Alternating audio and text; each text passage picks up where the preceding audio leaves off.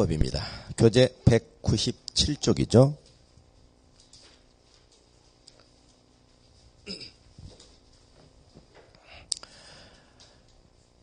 연말 되면은 뭐 이런저런 바쁜 일들이 많죠. 모임도 많으실 거고 수업 빠질 기회가 많으실 텐데 그들 이렇게 안 빠지고 참가해 주셔서 대단히 여러분들은 꼭 합격하실 거예요. 연말인데 별로 그렇게 재밌는 일들이 없죠. 네. 안 그래요?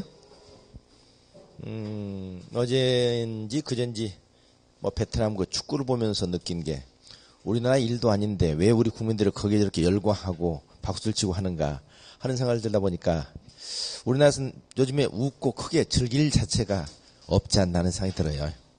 아무리 찾아봐도 뭐 국가적으로나 경제적으로나 사회적으로나 별로 그렇게 웃고 즐길 만한 일들이 많지 않겠나 하는 생각이 들었습니다. 그래서 뭔가 웃을 거를 찾다 보니까 우리나라 감독이 거기 가 있다는 그 자체만 가지고도 이렇게 같이 즐거워하고 하는 것이 뭔가 좀 참 우리 국민들이 많이 어떤 즐거움에 대해서 원하는 바가 크구나 하는 생각이 들었습니다. 연말 하여튼 뭐 좋은 일들 만드시고 웃으시면서 남은 연말 잘 보내시기 바랍니다. 그 대신 무너지지 마시고 수업은 꼭 참가하시고요. 아셨죠? 지난주에 그 일정 말씀드린 것 같은데 다음 주 24일 날은 크리스마스 이브죠. 크리스마스 이브인데 그날이 월요일이에요. 월요일이고 여러분은 화요일 날이 25일인데 25일 날 수업이 없죠. 그래서 24일 날 월요일 날 동네에서 공법 강의가 있으니까 24일 날은 동네에 오셔가지고 동네 학생들과 같이 강의를 받으시고 또 동네 학생들 분위기들 이렇게 한번 보시고요. 그리고 25일 날은 쉽니다. 쉬고요. 31일 날이 역시 또 마지막 날인데 31일 날 이후에 1월 1일은 강의가 없어요.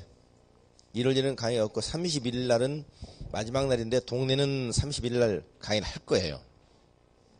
근데 강의 자체가 마지막 강의가 농지법이에요. 농지법이 한 2시간 정도면 강의가 아마 끝날 분량이거든요. 그래서 동네 학생들이 그냥 그날 쉬자는 사람들도 있고 뭐 2시간 했으면 좋겠다는 사람도 있고 그러는데 하게 되면은 한 2시간 정도 농지법을 진행할 거니까 그때도 여러분 1월 1일 날 쉬시는데 그냥 편하게 31일 날도 동네 쪽 오셔서 이렇게 강의를 받으시고 일단 31일 날은 한 2시간 정도 강의 끝나고 일찍 좀 이제 보내드릴 거예요. 그러니까 맞춰서 그렇게 하시기 바랍니다. 뭐 크게 불편함 없겠죠? 예. 자, 오늘은 건축법 보겠습니다. 교재 198쪽. 자, 건축법. 건축법은 우리 시험에서 7문제가 출제됩니다. 7문제이기 때문에 비교적 출제 빈도가 높아요. 근데 건축법은 고득점 하기 좋은 법률이에요. 처음 건축법을 접할 때는 일단 수치가 많이 나옵니다. 수치가 나오고 기술적인 부분들이 많기 때문에 다소 이러면 불편하게 느끼는 과목이 건축법인데 뭐 우리나라 국민 중에서 수치 좋아하는 사람 별로 없잖아요. 그런데 의외로 시험에서는 고득점하기 좋은 법률이 건축법입니다. 단순하거든요. 수치가 나온다서 무슨 2차 방정식 미적분 나오는 거 아니고 간단한 수치만 좀 몇 개 나올 뿐이고 또 수치는 어느 정도 암기가 되면 시험에서는 정확하게 이게 정답이다 정답이 아니다 눈에 들어오기 때문에 오히려 시간도 적게 걸리고 또 건축법에서 시간을 아껴야 국토기획법이랑 다른 법률의 시간을 갖다 이렇게 충분히 쓸 수가 있어요. 국토기획법 같은 경우는 문장도 길고요. 또 읽어봐도 무슨 말인지 무슨 말인지 잘 이해가 안 가는 부분들이 많습니다. 그럼 국토기획법은 그 문제를 읽어보고 또 읽어보고 또 읽어보고 2번, 3번 읽어보고 결론적으로 모르겠다 하면 그때 가서 찍자. 그럼 시간은 이미 2분, 3분 지났어요. 근데 건축법 보는 순간 이게 정답이다. 아니다. 아니면 모르겠다. 빨리 찍자. 이런 판단이 빨리 쓰거든요. 그러니까 건축법을 잘해두면 이중적인 효과가 있습니다. 첫째, 고득점 할 수 있고 시간을 아낄 수 있다는 점. 그래서 오히려 건축법이나 주택법에다가 신경 쓰시는 게 고득점하기 아주 좋다는 겁니다. 자, 그럼 건축법은 어떤 법이냐? 건축법은 이건 건축물, 건축 절차를 정하고 있는 법률입니다. 건축물의 건축 절차. 그러면 여러분, 건축물은 뭘 얘기합니까? 건축물의 종류는 다양하죠. 자, 건축물에는 상가도 있을 테고요. 공장도 있겠네요. 또는 오피스텔이라든가 또는 주택도 있을 수 있겠죠. 주택. 그러면 이 주택을 포함한 모든 건축물 건축에 관한 건축법은 이건 일반법입니다.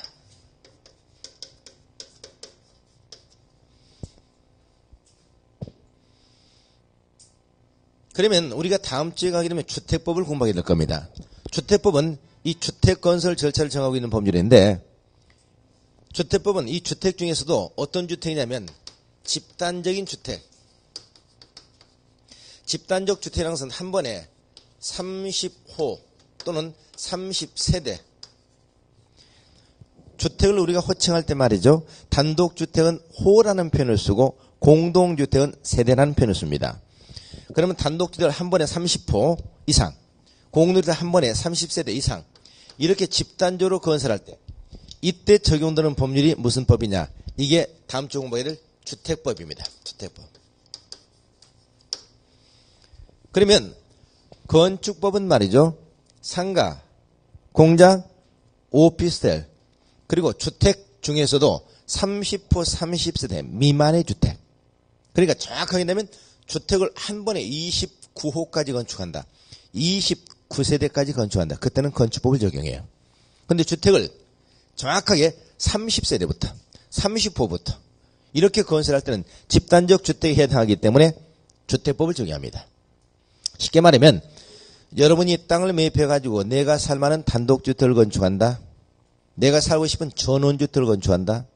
아니면 내가 연립주택을 29세대를 건설해가지고 분양사업하겠다. 29세대. 그때는 건축법 적용해요. 그러나 만약 아파트 건설업자가 아파트를 500세대, 1000세대 건설하겠다. 그때는 무슨 법?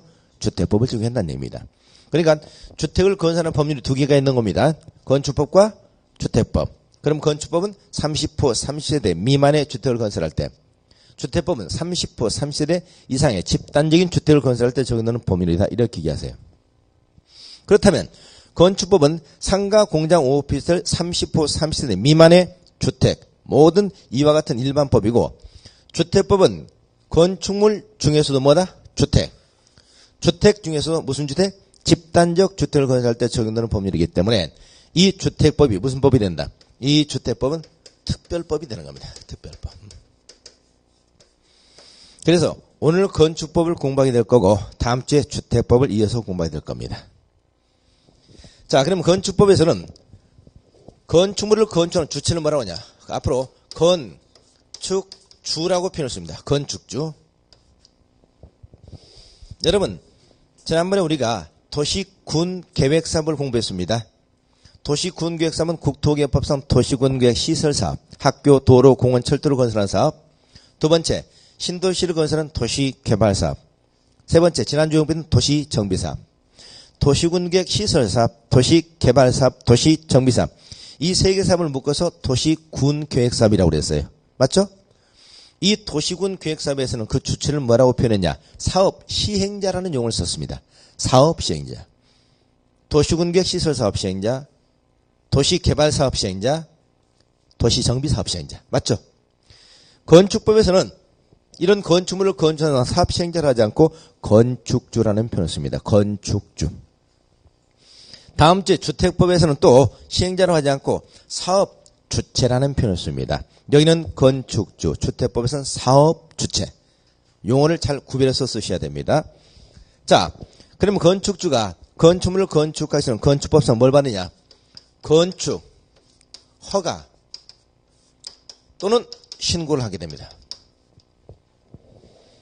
건축 허가 신고를 하게 되고 건축물 건축이 끝나잖아요. 건축물 건축이 끝나고 그 건축물을 사용하기 위해서는 뭘 받느냐?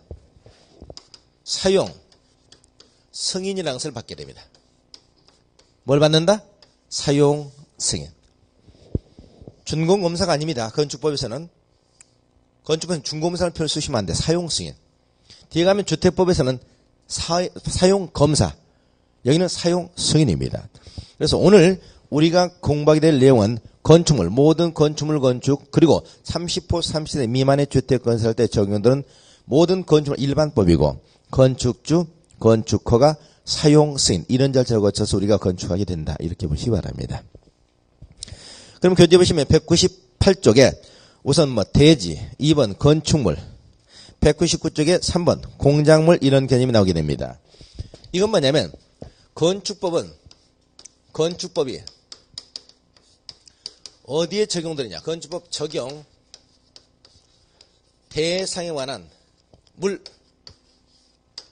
건축법은 어떤 물건에 관해서 적용되느냐. 건축법은 어떤 물건에 관해서 적용되느냐. 건축법 적용 대상 물에 관한 내용입니다. 자, 건축법은 어떤 물건에 관해서 적용될까요? 자, 건축법의 주인공은 당연히 누구다? 건축법의 주인공은 누구야? 건축물이죠. 주택법의 주인공은 주택이죠. 농지법의 주인공은 농지죠. 그렇죠? 그럼 이런 개념들은 잘 항상 정리해 두셔야 됩니다. 다른 건 몰라도 우리가 주인공점을 아셔야 되잖아요. 그래서 우리가 건축법은 제일 먼저 뭐에 대해서 적용된다? 건축물에 관해서 적용됩니다. 건축물.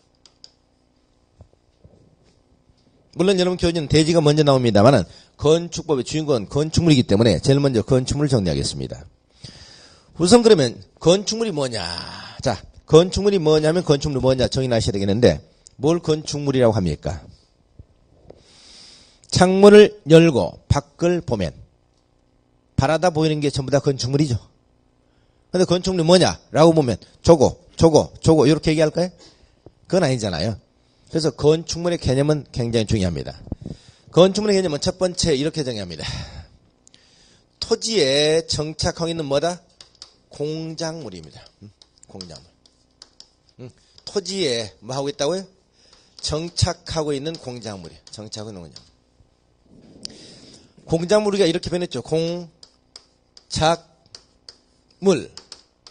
이게 무슨 뜻입니까? 인공공자에 만들 작자입니다. 인공을 가하여 제작한 물건. 사람의 힘으로 만든 물건이라는 얘기입니다. 토지에 정착하고 있다는 것은 자유사진으로 이걸 뭐 하지 않는다? 이동하지 않는다는 겁니다. 그러니까 토지에 정착하고 있는 공작물인데 여기에 반드시 뭐가 존재하고 있느냐? 지붕과 뭐가? 기둥 또는 지붕과 뭐예요? 벽이 있으면 건축물이라고 합니다. 다시 한번 건축물이 뭐다? 공작물이에요. 공작물은 넓은 개념이죠. 인간의 힘으로 만들어진 물건이면 전부 다 공작물이라니까요. 그러면 책상도 칠판도 밖에 있는 전보선대 비닐하우스 전부 다 공작물입니다. 그런데 공작물 중에서 토지에 정착하고 있기 때문에 자유자재로 움직이지 않고 그리고 지붕과 기둥이 있거나 지붕과 벽이 있으면 건축물이라고 한다는 얘기입니다. 그럼 건축물의 가장 필수적인 요소는 뭐란 얘기입니까? 지붕이라는 얘기죠. 지붕은 반드시 있어야 됩니다. 지붕과 기둥 또는 지붕과 벽이 있으면 이걸 건축물이라고 한다. 이렇게 얘기하시기 바랍니다. 됐죠? 다시. 건축물이 뭐라고요? 토지에 정착하고 있는 공작물이다. 근데 반드시 뭐는 있어야 된다? 지붕. 그리고 지붕에 기둥이 있거나 지붕에 벽이 있으면 건축물이라고 한다. 기억하세요. 그럼 건축물이냐 아니냐 하는 게 왜 중요할까요? 건축물에 해당하면 건축법 적용을 받아서 이런 건축물을 건축할 때는 건축허가를 받아야 돼. 건축물에 해당되지 않으면 건축법상 건축허가를 받지 않고도 건축할 수 있는 겁니다. 그래서 건축물이냐 아니냐 하는 게 중요한 거예요. 그렇죠? 그러니까 토지에 정착하고 있어야 됩니다. 정착하고 있어야 돼요. 움직이지 않아야 돼요. 예를 들면 그럼 여러분 자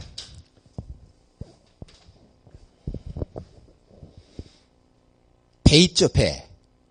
배 아시죠? 무슨 배? 떠다니는 배. 네. 떠다니는 배는 건축물입니까? 아닙니까?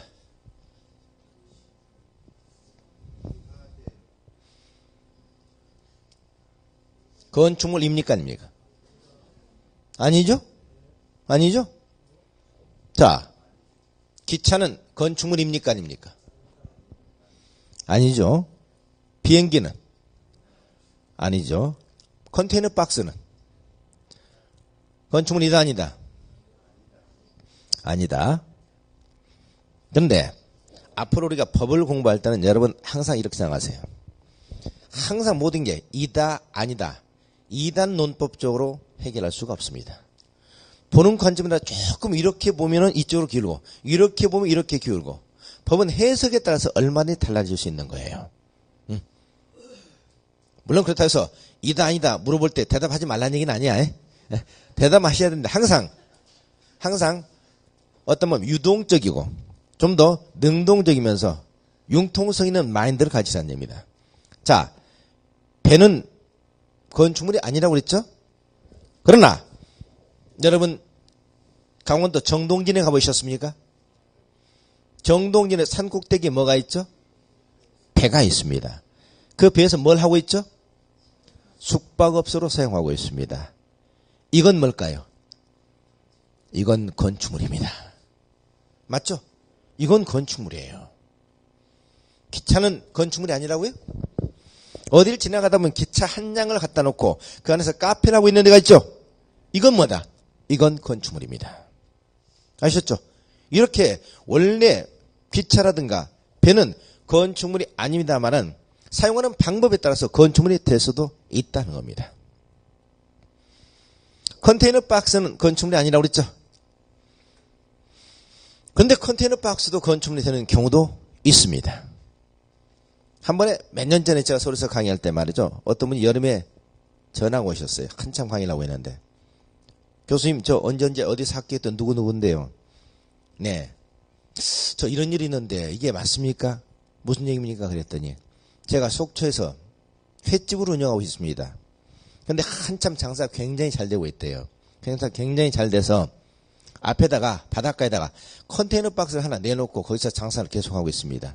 그럼 장사 너무 잘 되는데 어느 날 갑자기 속초에서 군청에서 속초시청에서 말이죠. 공문이 남아가지고 이거 불법 건축물이니까 철거하세요. 라고 얘기를 하더랍니다. 근데 메뚜기도 한 차례가 지금 장사 참 잘 되고 있는데 이걸 철거하러 오는데 아니 이게 불법 건축물이라고 하는데 컨테이너 박스가 어떻게 이 건축물입니까? 건축을 안 받고 이거 설치했으니까 위법이니까 철거하세요라고 얘기한대요. 그래서 이 건축물 맞습니까? 철거해야 되는 겁니까? 이렇게 물어봐요. 그래서 우리가 건축법에서 건축물은 토지에 정착하고 있는 것이기 때문에 컨테이너 박스는 일단 건축물이 아닌 공작물에 해당이 됩니다만은 거기다 보통 전기나 수도가 설치되어 있고 그리고 거기서 어떻습니까? 여기서 우리가 조리를 하고 있고 그러면 대부분 건축물로 봅니다. 건축물로. 그래서 이런 경우는 건축물로 보기 때문에 건축물로 볼 겁니다. 그랬더니 그래요? 그럼 여기 교수님이 철거해야 됩니까? 라고 물어보더라고요. 어떤 다른 방법이 없겠습니까? 저한테 물어봐요. 그럼 제가 시킨다 하시겠습니까? 그랬더니 하겠대요. 그래서 물어봤죠. 왜 그런 일이 발생했습니까? 물어봤더니 혹시 장사 좀 잘 된다고 옆에 사람들한테 너무 서로 좀 사이가 나쁘거나 그러지 않았습니까? 그랬더니 옆에 사람들이 우리 장사 잘 되니까 자꾸 시비를 걸고 이런 경우도 많아요. 최근에 다투고 그런 일이 많았대요. 그게 첫 번째 이유입니다. 그렇죠? 공무원들은 가만히 있으면 나오지 않아요. 그런데 옆에서 누가 신고를 하게 되면 반드시 나와서 조치를 취해야 됩니다. 그러니까 잘 된다고 해서 너무 과시하지 말고 안 된다고 해서 기죽지 마세요. 네, 어떤 사람이든 간에. 그래서 잘 된다고 너무 이렇게 하니까 옆에 사람 야구르죠? 그래서 신고를 해버린 거예요. 그러면 나왔으면 그 사람들은 단속을 해야 될 거 아닙니까? 그랬을 겁니다. 자, 그러면 방법은 내일 시장에 가셔가지고 바퀴를 4개를 사세요. 바퀴를 4개를 사가지고 그 컨테이너 박스에다 바퀴를 4개를 타세요. 바퀴를 4개를 달아가지고 왔다 갔다 움직일 수 있도록 이렇게 한번 해보세요. 이렇게 하면 이게 이동성이 있기 때문에 정착성이 없어서 건축물로 보지 않고 공작물로 아마 봐줄 수도 있을 겁니다. 근데 그 공무원 인상이 어떻든가요? 인상이 더럽든가요? 아니면 어떻든가요? 그랬더니 그분 하는 얘기가 인상이 그렇게 나빠 보이진 않고 그분 하시는 얘기도 우리도 이런 단속을 하고 싶지 않은데 영업상이니까 옆에 사람이 자꾸 신고를 하니까 어쩔 수 없습니다. 그러니까 옆에서 그러는 거니까 좀 이해하시고 이렇게 자꾸 좋은 쪽으로 얘기를 하시네요. 그래요? 그러면 그렇게 한번 해보세요. 그러면 틀림없이 봐줄 수도 있을 겁니다. 했더니 며칠 뒤에 전화가 왔어요. 교수님 말씀대로 그렇게 했습니다. 근데 그 공무원이 와가지고 그걸 보니 한참 웃더래요. 한참 웃더니 이거 누가 시켰습니까? 아는 사람은 이거 못 시키잖아요. 그렇죠? 이거 누가 시켰습니까? 아, 누가 시키기는요. 우리도 먹고 사는데 방법이 없어서 이거 건축물이라고 그러니까 저녁에는 들어놓고 아침에 들어놓고 이렇게 하려고 이렇게 놨습니다. 그랬더니 한참 웃으면서 이건 누가 아는 사람이 시킨 것 같은데 이렇게 보면은 사실 건축물로 안 볼 수도 있고 건축물로 볼 수도 있습니다. 판례가. 그러나 이 정도 하셨으면 우리도 상대방한테 얘기할 수 있는 근거가 있으니까 봐드릴 테니까 그 대신 이웃하고 싸우지 마시고 잘하세요 하고 그냥 가시더랍니다. 그래서 그렇게 해서 잘 넘겼다고 교수님 그쪽에 오시면 꼭 한번 연락 한번 주세요 하고 했던 분이 있어요. 이렇게 모든 문제는 융통적으로 해결할 수가 있다는 얘기입니다. 그래서 건축물은 보는 각도에 따라서 정차성이 있느냐 없느냐 이게 굉장히 중요합니다. 더 나가서 실무에서 정말 중요한 건 뭔 줄 아세요? 실무에서 잡으세요. 갑이라고 하는 사람이 토지를 가지고 있었습니다. 그리고 여기에 갑이라고 하는 사람이 건축적인 건물도 가지고 있었어요. 그런데 이 토지가 경매물권으로 나왔습니다. 이 토지를 을이 낙찰을 받아요. 시가 1억 상당 했는데 가격이 쭉 떨어져가지고 3천만 원까지 떨어졌습니다. 그래서 을은 어떻습니까? 토지 1억짜리 3천만 원까지 떨어졌기 때문에 혹해서 이걸 낙찰을 받았습니다. 그렇죠? 얼마나 좋겠죠? 1억짜리 3천만 원 받았으니까. 그래서 낙찰을 딱 받아가지고 여기다 어떤 건축물을 자기가 건축하려고 그러니까 건축 허가가 안 나와버립니다. 왜 건축 안 나오냐? 이미 여기에 건축물이 있죠. 근데 이 건축물이 만약 불법 건축물이면 을은 절대 건축을 받을 수가 없어요. 그럼 불법 건축물이 이 건축물을 철거해야 됩니다. 철거하지 않게 되면 을은 건축물을 받을 수가 없습니다. 두 번째, 이게 갑이 가지고 있는 건물로 인정이 돼버리면 을은 이 토지를 낙찰을 받았다 하더라도 건물 소유자 갑을 위해서 뭘 인정해 줘야 되죠? 법정 지상권을 인정해 줘야 돼. 법정 지상권. 즉 갑이 이 건물을 이용하는 범위내에서 토지를 사용할 수 있는 권한을 줘야 된다 말이죠. 그러면 을은 자기가 토지를 낙찰을 받아가지고 여기다 뭔가 하려고 그랬는데 이 건물을 유지하면서 건물 사용하는데 이 토지를 갖다 사용할 수 있도록 배려해 줘야 된다고. 그러면 투자 가치가 현저하게 떨어지는 겁니다. 그러면 1억짜리를 3천만 원에 팔았다고 해서 기분 좋아할 이유가 하나도 없다는 얘기입니다. 그렇죠? 이게 건물 소유자에게 법정 지상권이 인정이 되느냐 안 되냐는 게 최대 관건이거든요. 근데 요즘에 경매 들어간 사람이 여기 건물이 있는지 없는지 확인도 안 해보고 들어갔겠습니까? 그런 사람은 거의 없겠죠. 문제는 뭐냐? 여기에 건물이 아니고 건물 비스무리한 것이 있더란 얘기지. 건물 비스무리한 거. 어떻게? 토지를 갖다 토목공사 해가지고 건축물 건축하다가 중단돼 버렸어. 건축 중단된 건축물이 있어요. 그러면 중단된 건축물 이게 건축물이냐 아니냐? 일단 건축물은 완성이 안 됐으니까 건축물이 아니다라고 판단하고 들어갔던 거죠. 그런데 이 건물에 나중에 건축물로 인정이 받으면 법정지상권 인정해 줘야 되고 건축물 인정이 안 되면 법정지상권 인정이 안 되는 거죠. 그때 이게 건축물이냐 아니냐 이게 굉장히 중요합니다. 건축물이냐 아니냐. 이때 이게 건축물이냐 아니냐 하는 판단을 지붕과 기둥이 있느냐 지붕과 벽이 있느냐 이걸 가지고 판단하게 됩니다. 그럼 여기까지도 좋아요. 그럼 우리가 여기까지 안다 봅시다. 지붕과 기둥이 있고 지붕과 벽이 있으면 건축물을 본다. 그렇죠? 근데 더 중요한 건 뭔지 아세요? 분명히 내가 낙찰 받을 때는 지붕만 있었고 기둥은 없었다. 아니, 기둥만 있었고 지붕이 없었다. 벽만 있고 지붕이 없었다. 그러니까 우리는 분명히 내가 아는 상식은 내가 아는 법적 상식은 지붕과 기둥, 지붕과 벽이 있었는데 기둥만 있고 벽만 있고 지붕이 없으니까 이건 건축물이 아니다. 라고 자기를 믿고 낙찰을 받았습니다. 그래서 낙찰을 받고 낙찰대금을 갖다 입찰대금을 갖다 나중에 납부하려 보니까 이 건물이 자기가 낙찰을 받고 입찰대금을 납부하기 전에 지붕이 올라가 버렸어요. 네. 그러면 지붕이 나중에 올라갔는데 이걸 건축물을 볼 것이냐 안 것이냐는 이때 이 기준은 자기가 본 시점이 아니고 입찰대금을 납부하는 시점으로 봅니다. 그렇기 때문에 자기가 낙찰 받을 때는 분명히 없었는데 나중에 어떻습니까? 지붕이 올라갔죠? 그러면 이건 건축물을 본다고요. 이런 경우들이 굉장히 애매모호한 거고 이런 경우들을 우리가 토지를 갖다 할 때 사실은 우리가 많이 함정에 빠지는 것 중에 하나입니다. 그래서 이런 것들을 우리가 지금 현재 기둥이나 벽이 있었다면 내가 낙찰대금을 입찰대금을 납부하기 전까지는 지붕이 올라갈 수도 있다. 이게 일반적인 상식이거든. 이렇게 생각하셔야 되는 겁니다. 그래서 이때는 법정 상권 인정된다는 겁니다. 이때는 굉장히 위험한 투자죠. 이걸 판단을 잘 하셔야 돼요. 자, 두 번째. 두 번째는 부속물입니다. 교재 199쪽에 보니까 2번이죠. 이에 딸린 시설물이라고 그랬죠. 건축물에 딸린 시설물도 뭐로 본다? 건축물로 본다. 건축물에 딸린 시설물. 이 딸린 시설물 부속물이라고 그럽니다. 예를 들면 건축물에 딸린 뭐다? 담장. 건축물에 딸린 뭐다? 대문. 건축물에 딸린 굴뚝. 이런 것도 건축물로 봅니다. 담장을 건축물로 봐요. 대문을 건축물로 봐요. 굴뚝을 건축물로 봅니다. 자, 잘 생각하셔야 돼요. 담장이 건축물이라고요? 아니야. 대문이 건축물이라고요? 아니야. 굴뚝이 건축물이라고요? 아니야. 공작물이야. 맞죠? 그런데 앞에 전자마다 건축물에 딸린 담장, 건축물에 딸린 대문, 건축물에 딸린 굴뚝. 그러면 건축물의 일부로 보기 때문에 이게 건축물로 본다는 얘기입니다. 따라서 나중에 건축물을 건축하고 말이죠. 담장을 축조하잖아요. 담장을 축조하는 얘기가 담장 축조하는 자체가 건축물이 증축이 되는 겁니다. 대문을 축조하는 게 더 증축이 되는 겁니다. 이유가 건축물의 일부로 보기 때문에 그렇습니다. 세 번째, 지하나 또는 고가에 설치되어 있는 공작물입니다. 지하나 고가에 설치되는 공작물. 근데 거기에 뭘로 사용하고 있냐?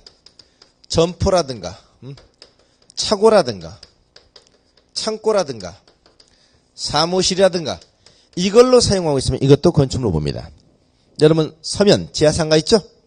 지하나 고가의 공작물 설치는 점포, 차고, 창고, 사무실 이것도 건축물로 보더라. 그래서 서면 지하상가 같은 것도 건축물로 보더라는 얘기입니다. 자, 그럼 앞으로 건축물 하면 세 가지로 기억하겠습니다. 첫째, 토지에 정착하고 있는 공작물로서 지붕과 기둥 또는 지붕과 벽이 있는 것 하나. 두 번째, 건축물에 딸린 시설물. 세 번째, 지하나 고가의 공작물에 설치되는 점포, 차고, 창고, 공연장, 사무실 이런 것들로 건축물로 본다. 기억하세요. 이게 건축물 되겠습니다. 자, 그 다음에 나오는 것이 198쪽의 대지죠. 대지.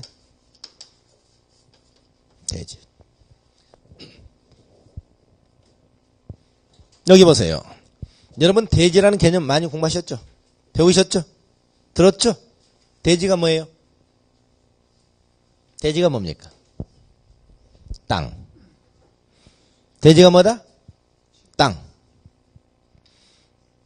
이라고 대답하신 분은 소설을 너무 많이 읽으셨어요. 맞죠? 미국의 작가 펄벅이 썼던 대지라는 소설이 있습니다. 그 소설 속에서 대지는 땅을 얘기하는 겁니다. 그러나 대지는 우리 건축법상 땅을 얘기하는 게 아닙니다. 그러면 대지가 뭘까요? 대지 개념. 대지의 이 개념은 말이죠. 개념은 우리 건축법에서 규정한 바가 없습니다. 오히려 여러분 학개론에서 대지, 부지 이런 개념들이 학교에서 나오게 될 겁니다. 보통은 대지를 어떻게 정의하느냐? 자, 건축법상 건축 허가를 받아 이미 건축이 되어 있거나 또는 건축이 가능한 토지 이걸 우리가 대지라고 얘기합니다. 다시 한번 대지가 뭐라고요?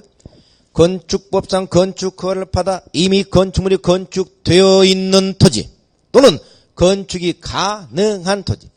적어도 건축물 건축이 가능하거나 건축물이 건축되어 있는 토지를 뭐라고 한다? 대지라고 합니다. 따라서 토지보다는 훨씬 더 좁은 개념입니다.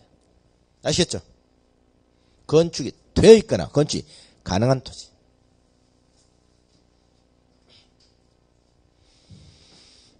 그런데 여기서 분명히 구별해야 할 개념이 있습니다. 첫째, 땅, 토지 이 개념과는 분명히 다른 개념이라고 그랬죠. 두 번째, 이건 뭡니까? 지목대죠. 지목대와 대지는 분명히 다릅니다. 대와 대지는 달라요. 대와 대지는 다르다. 대지는 무슨 법상 개념? 건축법상 개념이죠. 대는 무슨 법상 개념?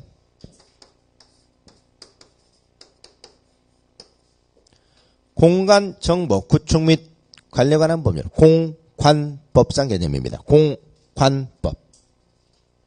종전 지적법이죠.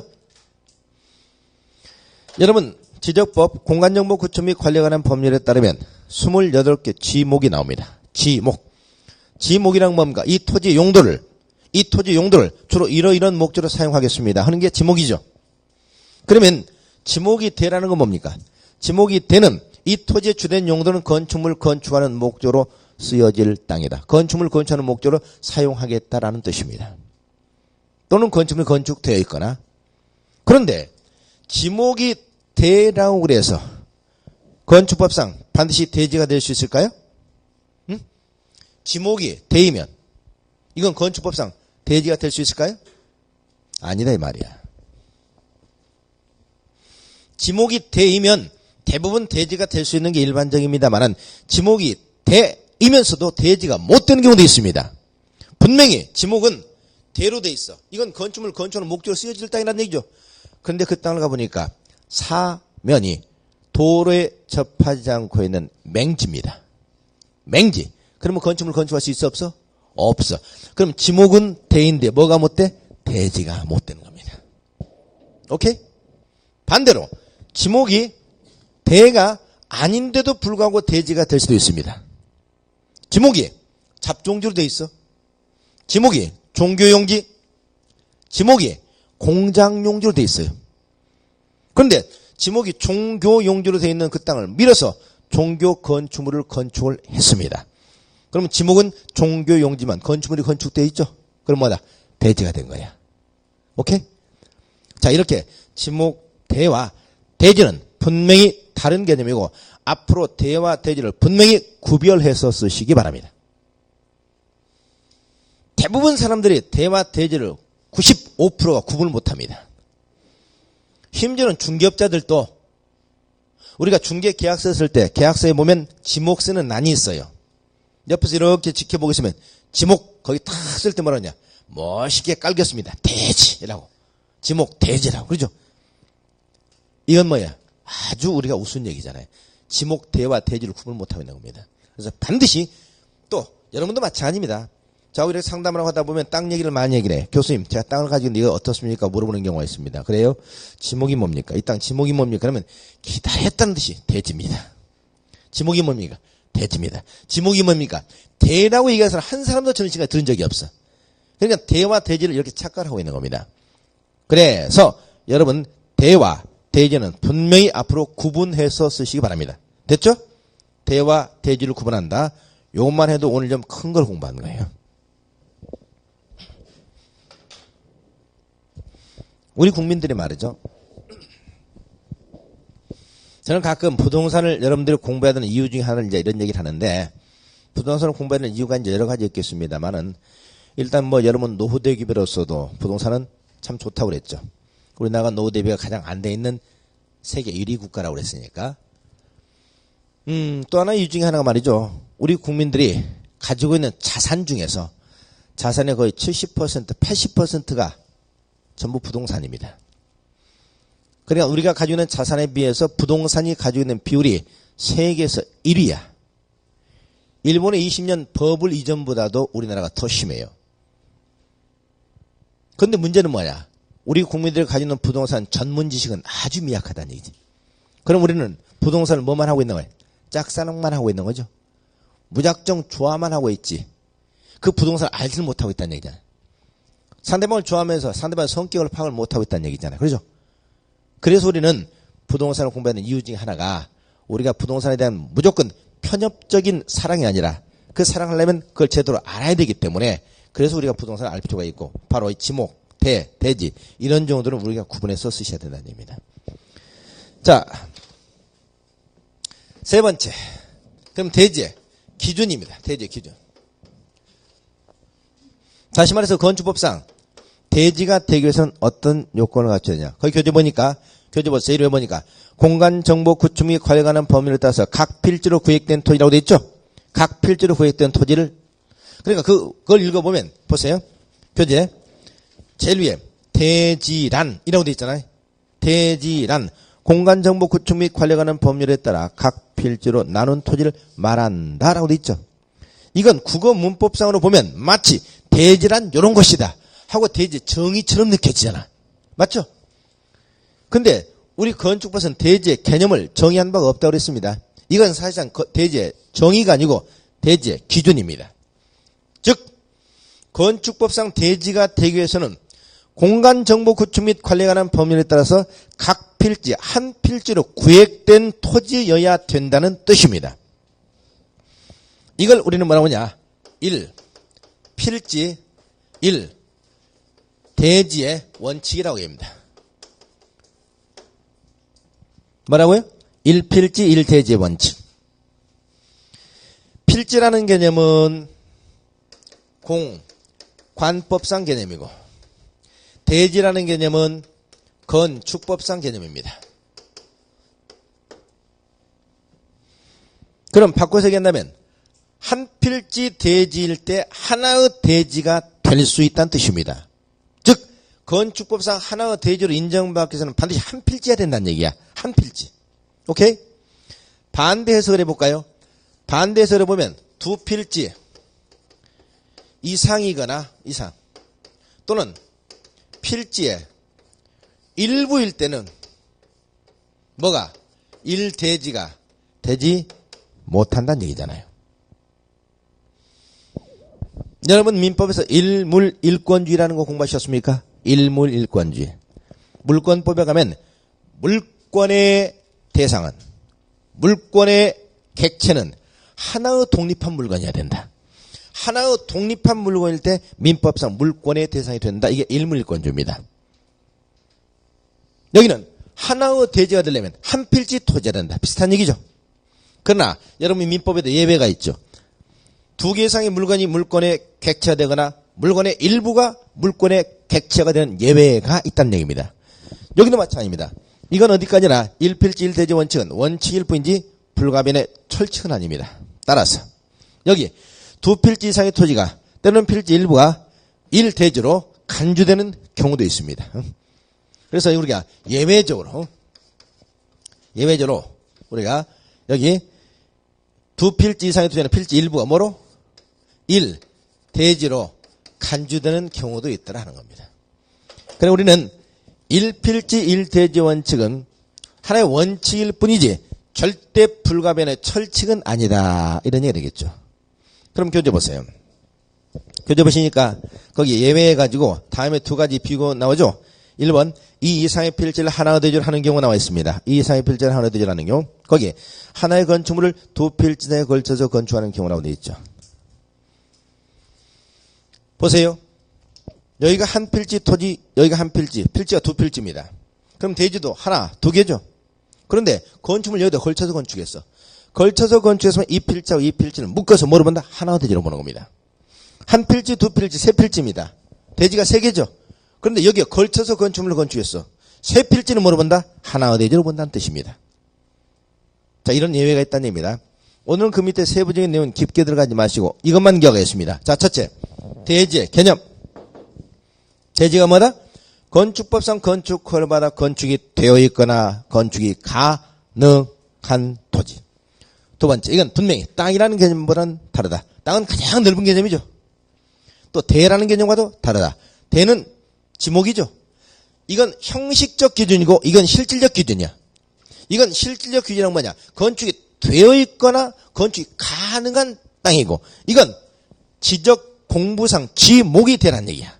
지목이 되라는 것은 형식적 기준이 앞으로 건축물을 건축할 목적으로 쓰여질 땅이라는 얘기고 저런 요건을 갖췄느냐 하는 것은 별개다는 겁니다. 그래서 대와 대지는 일치하는 개념은 아니다. 그러면 건축법상 대지가 되려면 어떤 요건을 갖춰야 된다? 한 필지 토지가 된다. 이게 1필지 1대지 원칙이다. 그러나 때로는 두 필지 이상의 토지가, 때로는 필지 일부가 하나의 대지로 간주되는 경우도 있더라. 이렇게만 이해하시면 되겠습니다. 됐죠? 자, 밑에는 생략하시고요. 그 다음 199쪽에 공작물 축조 신고 대상 공작물이라는 게 나옵니다. 공작물. 여러분, 그러면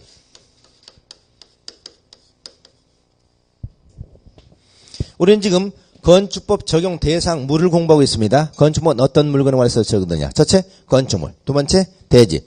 세 번째, 공작물. 공작물에 관해서는 건축법을 적용할까요, 안 할까요? 공작물은 건축법을 적용한다, 안 한다? 안 해요. 우리는 건축물에 건축법을 적용한다고 그랬지, 공작물에 건축법을 적용한다는 얘기가 아니었지 않습니까? 그래서 공작물에 건축법을 적용하지 않습니다. 그런데 어떤 공작물? 일정한 공작물에 관해서는 건축법을 적용해서 축조하기 전에 신고하라는 규정이 있습니다. 축조 신고. 그러니까 여러분 여기서 기억할 것은 모든 공작물이 아니고 일정한 공작물에 관해서 건축법의 모든 규정이 아니고 딱 하나 규정, 신고 규정, 축조 신고 규정, 요것만 적용한다 기억하세요. 다시 한번요. 공작물은 건축법 적용하지 않아요. 그런데 공작물 중에서 다음에 일정한 공작물만, 또 건축법 모든 규정을 적용하는 게 아니고 건축법 규정에 딱 하나 신고 규정, 축조 신고, 요것만 적용해야 됩니다. 그래서 공작물 축조 신고 대상 공작물이라고 그래. 축조 신고 대상 공작물. 이건 요렇게 이해합니다. 2, 4, 6, 8, 30으로 이해하고 있습니다. 2, 4, 6, 8, 30.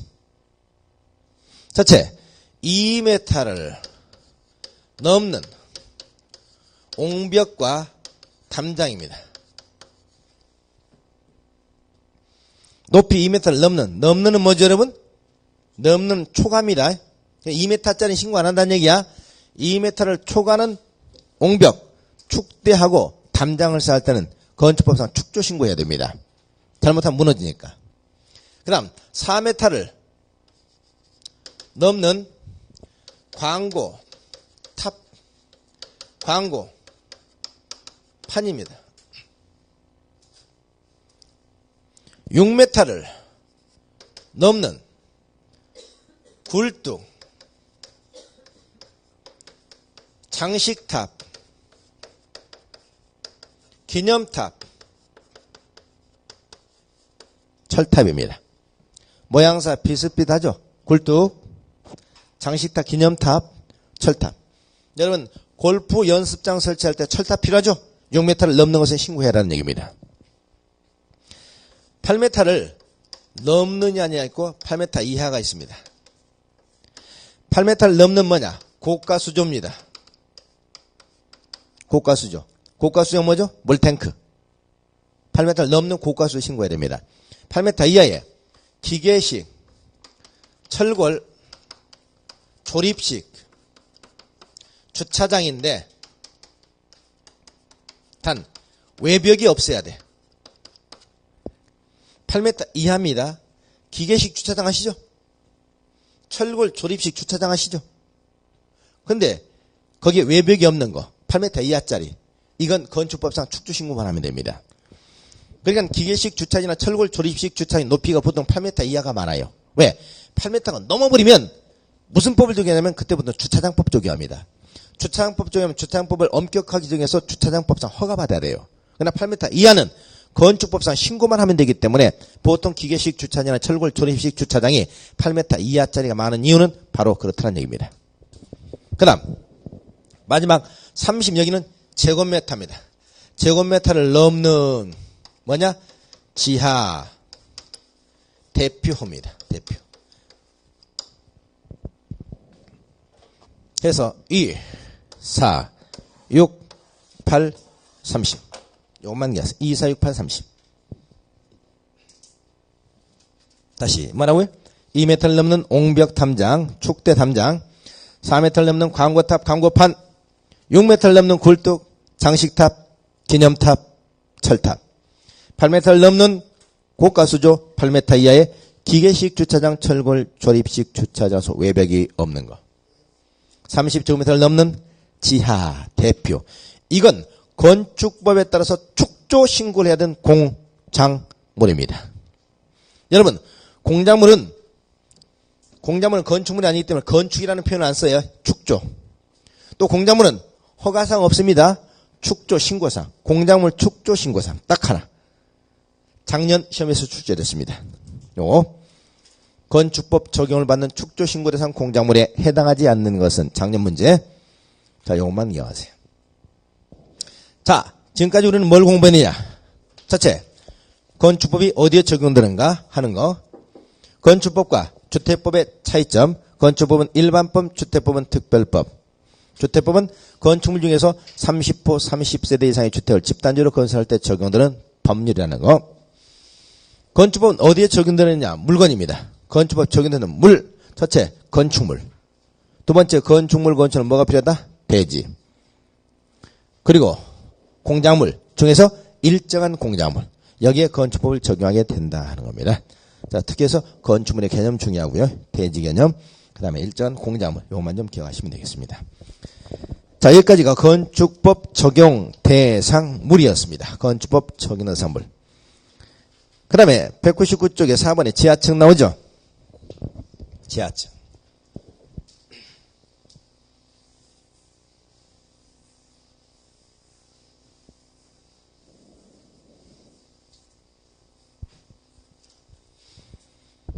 여러분 여기서 이 지하층이라는 개념.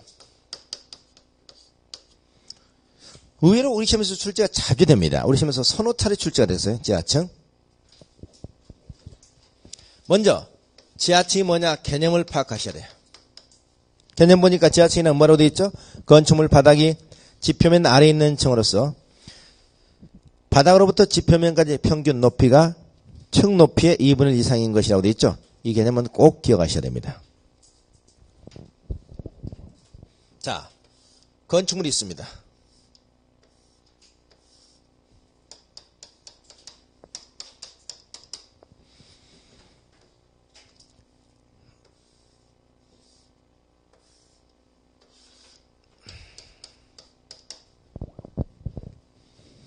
여기가 지표입니다. 땅. 여기가 건물의 바닥입니다. 이 건물의 천정이고요. 이 건물의 위층 바닥입니다. 그러면 지하층이 되려면 건축물의 바닥이 지표면 아래에 있는 층으로서 바닥으로부터 지표면까지의 무슨 높이가? 평균 높이가 해당 층 높이, 이걸 층고라고 합니다. 자, 앞으로 건물의 한 층 높이를 층고라고 그래요. 뭐라고요? 층고. 건물의 앞으로 한 층 높이는 어떻게 계산하느냐? 자, 방의 바닥 구조체 윗면으로부터 위층 바닥 구조체 윗면. 방의 바닥 구조체 윗면으로부터 여기까지 높이를 뭐라고 한다? 아니야. 이게 뭐야? 천장이잖아. 천정 높이라고 그래. 천정을 한자로 반자 높이라고 합니다. 반자 높이. 이 반자가 아니고 반자 위에 다시 시멘트 바닥이 있겠죠. 바닥의 윗면. 윗면. 그러니까 아래층 바닥 윗면으로부터 위층 바닥 윗면. 다시 바닥의 윗면으로부터 위층 바닥 구조체 윗면까지 높이를 한 층 높이 층고라고 합니다. 여기까지를 반자 높이라고 그래요. 그러니까 여기서 여기까지가 반자 높이가 되겠죠. 위층까지 층고입니다. 그러면 지하층이 되려면 H가 2분의 1 라지 H 이런 얘기입니다. 이해되셨나요? 다시 한번. 지하층이라는 건축물 바닥이 지표면 아래에 있는 층으로서 바닥으로부터 지표면까지 평균 높이가 해당 층 높이의 2분의 1 이상인 것, 이렇게 얘기하셔야 돼요. 그러면 이걸 정의할 때 꼭 문제는 뭐라고 하느냐? 지하층이라는 건축물 바닥이 지표면 아래에 있는 층을 말한다. 땡이죠? 건물 바닥이 땅 밑으로 들어가서 무조건 지하층이냐? 아니다 이 말이야. 두 번째 요건이 필요하죠. 그 땅속으로 들어간 부분이 땅속으로 들어가면 평균 높이가 그 건물의 층 높이 얼마? 2분의 1, 반 이상은 들어갔어야 지하층이라고 한다는 겁니다. 됐죠? 그러면 이렇게 출제하게 됩니다. 다음 중 지하층에 해당되는 것은 지하층에 해당하지 않는 것은. 보세요. 한 층의 층고가 4m일 때 건축물의 바닥으로부터 지표면까지 평균 높이가 2.2m인 것입니까 아닙니까? 이죠. 한 층의 층고가 4m라고 그랬잖아요. 근데 땅속으로 들어가면 2.2m죠?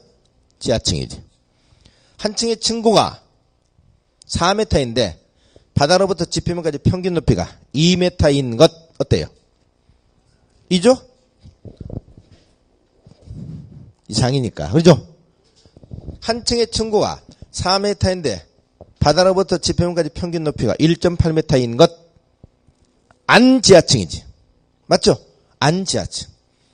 그러면 안지하층이 무슨 층이야? 반지하. 그런 거 없어. 그런 거 없고 지하층 아니면 지상층이야. 지상층. 지상 1층이 되는 겁니다. 자, 그래서 이 지하층 개념 굉장히 출제해야 됩니다. 그러면 지하층은 이건 용도가 뭘까요? 용도. 지하층 용도가 뭐냐 그러면 대부분 주차장 그런데 천만의 말씀입니다. 이건 대피수단입니다. 뭐가 발생했을 때? 전쟁이 발생했을 때. 지진이 일어났을 때. 그렇죠? 대피수단이에요.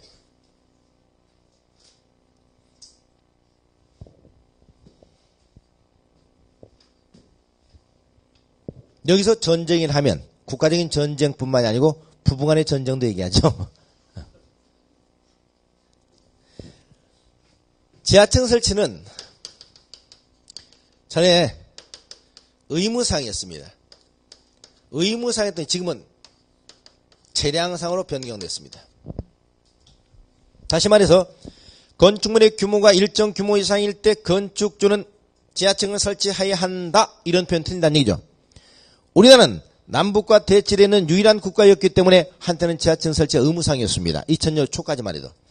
그러나 알고 보니까 전쟁이 이렇게 자주 발생하는 것도 아니고 그렇죠? 근데 지하층 설치를 의무화시키는 거 건축비만 많이 들고 각종 흉악한 사건은 지하에서 많이 일어나고 그렇죠? 그래서 이제 설치하고 싶으면 하고 안 하고 싶으면 말고 알아서 하세요. 이렇게 하는 거죠. 그래서 서울의 강남의 고급 빌라들은 지하층을 핵폭탄을 쏴도 전혀 지장이 없도록 이렇게 지하층을 철저하게 설치해 놓습니다. 네. 그래서 전쟁이 발생하면 지하에 들어가서 살려고 말이지. 그렇죠? 그러면 도대체 왜 지하층이냐 지상층이냐 자꾸 따지느냐? 따질 만한 이유가 있을 때 따져야 되죠. 지하층은 첫째 층수 산정에서는 제외시킵니다. 기억하세요. 앞으로 지상 10층, 지하 2층, 그럼 몇 층 건물이다? 10층 건물이라고 그래요. 12층이라고 하지 않는다고요? 네? 12층도 아니고 지상 10층, 지하 2층이니까 10층에서 2층을 빼서 8층. 요것도 아니고 그냥 몇 층? 10층이라고 합니다. 그러나 연면적 산정에서는 포함시킵니다. 그리고 용적률 산정에서는 또 제외시킵니다.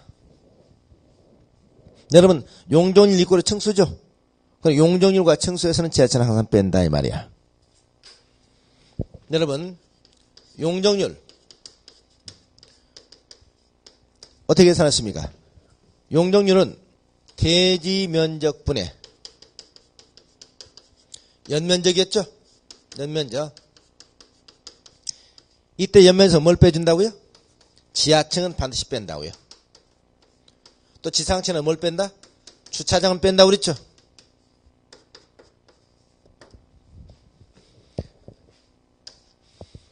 그럼 앞으로 우리가 연면적 하면 기억합니다. 뒤에서 나오겠습니다만 연면적은 지하층을 포함한 각층 바닥면적 합계인데 지하층을 포함한 각층 바닥면적 합계 단 용적률 산정할 때만큼은 이 연면적에서 지하층을 뭐 한다? 빼준다. 기억하세요. 아셨죠? 그래서 층수에서는 제외, 연면적에서는 포함, 용적률에서 제외, 이렇게 얘기하세요.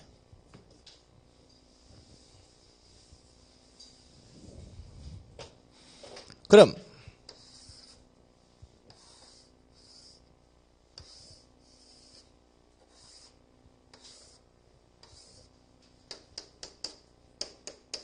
이런 건물이 있습니다. 대지 면적이 1000제곱미터요. 한 층 바닥이 200제곱미터입니다. 이 경우에 첫째, 건물의 층수. 두 번째, 연면적. 세 번째, 용적률. 자, 계산해 보세요.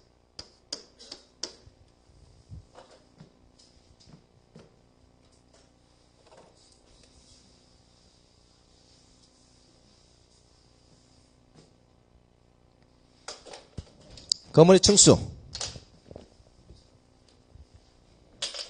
층수 몇 층? 4층이죠. 다시 말해서 지하 1층, 지상 4층입니다. 그러나 지하층은 건물의 층수에서 빼기 때문에 4층 건물이라고 그러지 5층이라고 하지 않는다는 얘기입니다. 연면적 얼마? 지하층을 포함한 각 층 바닥면적 합계죠. 한 층이 200, 지상층이 4개층, 지하층 1개층, 총 5개층이죠. 연면적 얼마? 1000제곱미터 되는 겁니다. 용적률, 대지면적 1000분의 연면적이죠. 이때 연면적은 지하층을 뺀다고 그랬죠. 그러면 연면적 얼마? 800이 되는 거지. 곱하기 100. 그러면 용적률 얼마? 80%가 되는 겁니다. 그래서 이 건물의 층수는 4층 건물이고 연면적은 1000제곱미터고 용적률은 80%가 된다. 이렇게 기억하시면 되겠습니다. 됐죠? 요것 때문에 지하층이냐 지하층이냐 자꾸 따지는 겁니다. 지하층 우리 시험에서 서너 차례 출제됐으니까 잘 기억하세요.